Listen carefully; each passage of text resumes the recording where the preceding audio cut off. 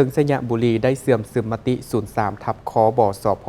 ว่าด้วยการปรับปรุงกงจักการจัดตั้งและมติตกลงของคณะประจำพรรคแขวงว่าด้วยการแต่งตั้งคณะรับผิดชอบปรับปรุงกลจักการจัดตั้งแขวง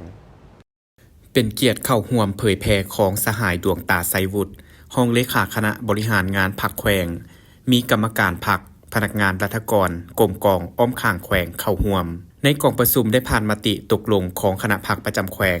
ว่าด้วยการแต่งตั้งคณะรับผิดชอบปรับปรุงกงจักการจัดตั้งคันแขวงจากนั้นได้เผยแพร่มติของคณะบริหารงานศูนย์กลางพรรคฉบับเลขที่ 03 ทับคบสพลงวันที่ 12 มีนาคม 2025ว่าด้วยการปรับปรุงกงจักการจัดตั้งจุดประสงค์ของกองประชุมก็เพื่อจัดตั้งพันธุ์ขยายมติตกลงของกรมการเมืองศูนย์กลางพรรคว่าด้วยการแต่งตั้งคณะรับผิดชอบปรับปรุงกงจักการจัดตั้งและมติของคณะบริหารงานศูนย์กลางพรรคว่าด้วยการปรับปรุงกงจักการจัดตั้งให้เข้าสู่ลวงลึกในเวียกงานตัวจริงอยู่หากฐานท้องถิ่นอย่างลึกซึ้ง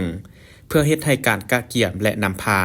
การปรับปรุงกงจักการจัดตั้งให้สำเร็จตามกำหนดเวลาสอดคล้องกับกฎหมายและนิติกรรมที่เกี่ยวข้องรับประกันให้กงจักการจัดตั้งที่ได้รับการปรับปรุงมีความหนักแน่นเข้มแข็งเป็นกำลังแรงในการปฏิบัติหน้าที่การเมืองที่ได้รับการมอบหมายประกอบส่วนเข้าในการพัฒนาเศรษฐกิจสังคมของแขวงให้มีความสำเร็จตามระดับคาดหมาย